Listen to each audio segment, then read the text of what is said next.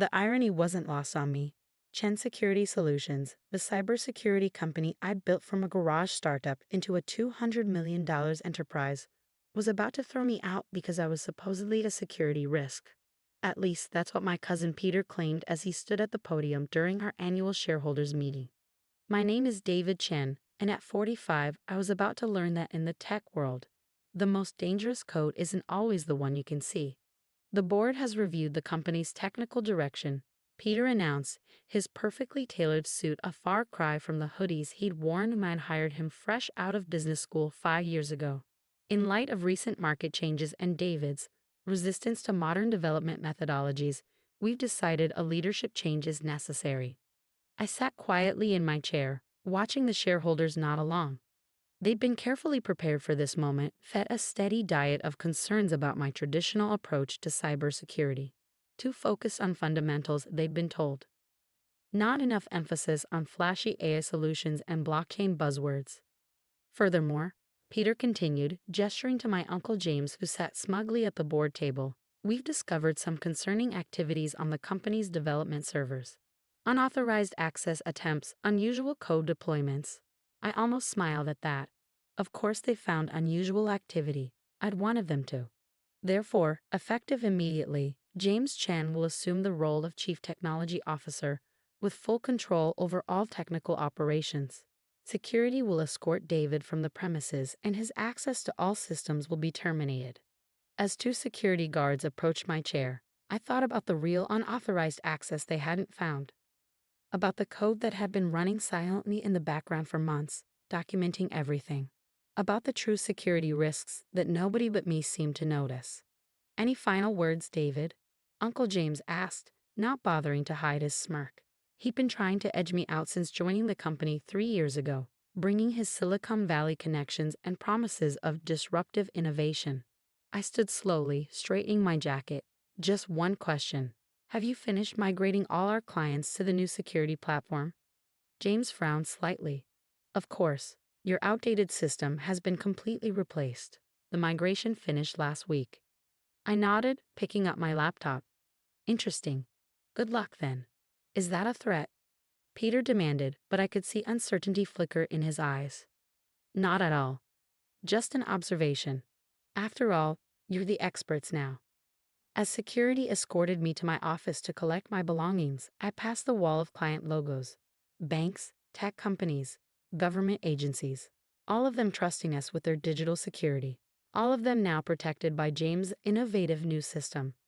My phone buzzed. A message from Emily Zhang, my former lead developer, who'd quit when James started pushing his changes. It's done. Everything's documented. They have no idea what's coming. I smiled, remembering the day 3 months ago when I first noticed the vulnerabilities in James's new platform. The backdoors that his rushed development had left open. The fundamental flaws that his AI algorithms couldn't detect. In my office, my former office, I took my time packing. Family photos, technical awards, the framed piece of paper with the first line of code I ever written. The security guards shifted uncomfortably, remembering how I'd helped them set up their home computers, taught their kids basic programming. Mr. Chen, one of them said quietly, this isn't right. The new system, it's been having issues. I know, Steve, I replied, carefully wrapping my old coffee mug. But sometimes systems need to fail before people realize what they've broken. My phone buzzed again. Sarah from our biggest client, First National Bank. David, their new security layer is throwing errors. James's team says it's normal, but I typed back a brief response. Document everything. As I picked up my box of belongings, Uncle James appeared in the doorway. No hard feelings, David. But tech is a young person's game. Your methods are just too basic. I looked at him thoughtfully. You know, James, there's something my father, your brother, taught me when he was teaching me to code. In security, the fundamentals aren't basic. They're essential. He waved his hand dismissively. Ancient history. Our new AI-driven security platform is light years ahead of your old code. We'll see, I said simply, walking past him. In the lobby, I passed the display case showing our company's achievements, industry awards, security certifications, client testimonials. Soon they'd probably be replaced with whatever buzzword-laden accolades James' new system could gather. My phone buzzed one final time, a message from my old friend at the National Cybersecurity Center. Monitoring in place. First signs of systemic vulnerabilities appearing. Timeline? I stepped into the afternoon sunlight, thinking about the code I'd hidden deep in the system. Code that would protect our clients while exposing the flaws in James' revolutionary platform. Code that was already gathering evidence of every shortcut, every security hole, every disaster waiting to happen. One week, I typed back, when their first major banking client runs their monthly security audit. Then we'll see who's really obsolete. Because in cybersecurity, the most dangerous vulnerabilities aren't the ones you find. They're the ones that find you. And James's shiny new system was about to learn that lesson the hard way. The next 5 days were a masterclass in watching a disaster unfold in slow motion. From my home office, I monitored the cascade of small errors that James's team either didn't notice or couldn't understand. The digital equivalent of watching hairline cracks spread through a dam. Another anomaly in the transaction verification system, Emily reported via our secure channel. Their AI keeps marking it as normal variance. I nodded, watching the logs scroll across my screen. The revolutionary AI-driven security system was doing exactly what I predicted, missing fundamental security flaws while chasing sophisticated attack patterns that didn't exist. How's the documentation going? I asked. Perfect. The monitoring system you built is catching everything. Every ignored warning, every misconfigured security protocol, every band-aid fix they're applying. The National Cybersecurity Center's independent audit team is watching too. On day 6, the first major warning sign appeared. A mid-sized tech client reported unusual access patterns in their secure data storage. James's team dismissed it as a training phase in their AI's learning algorithm.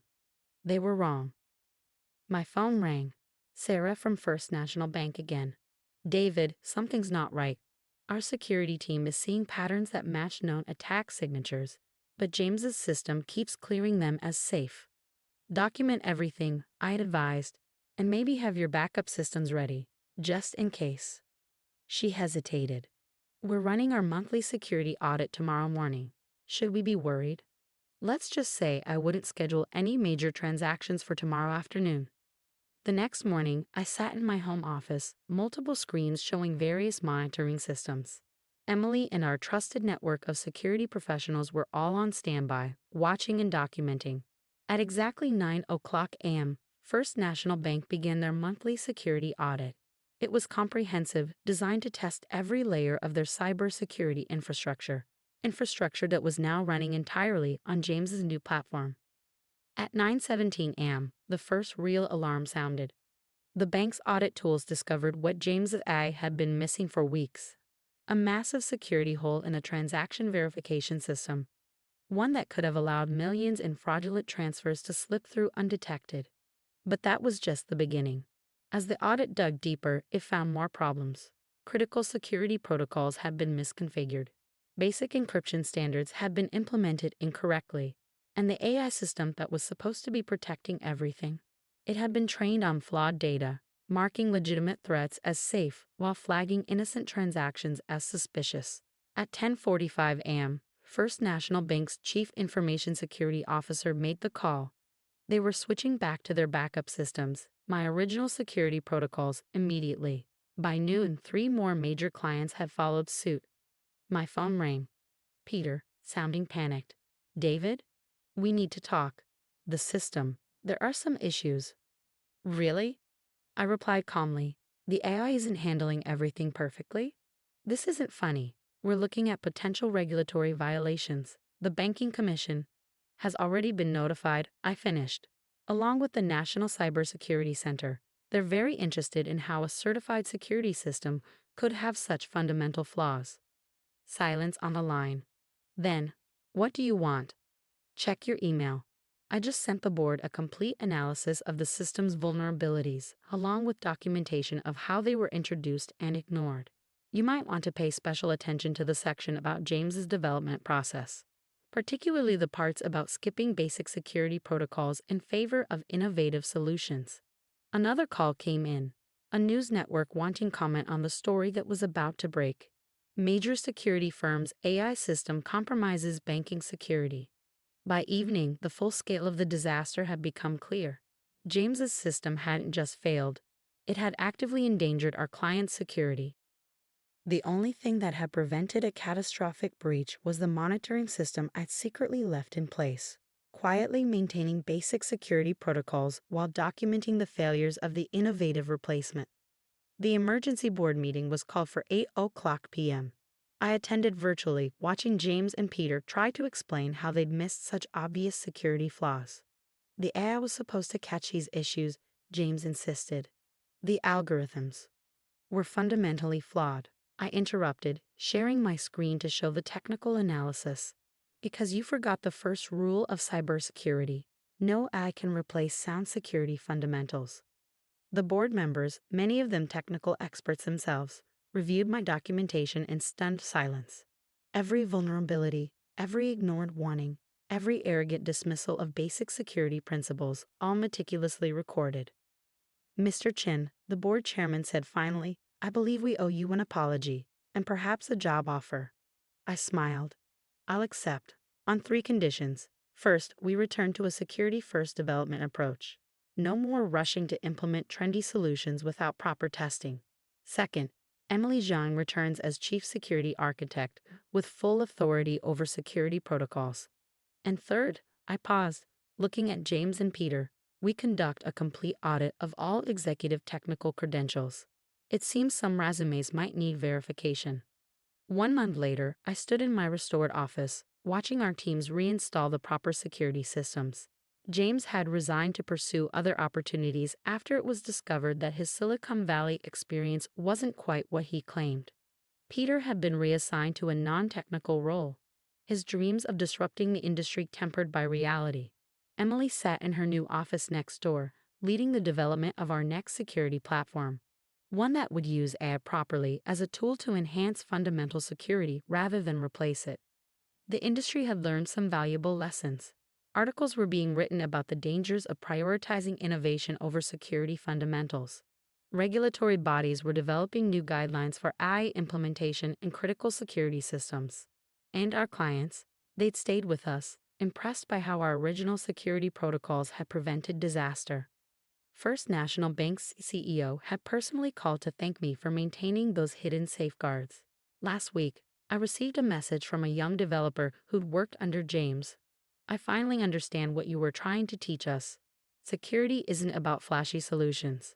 It's about getting the fundamentals right every time. I pinned the message to my wall, next to my father's old advice about basic principles. Outside my office, I could hear our teams working, properly testing each security feature before implementation.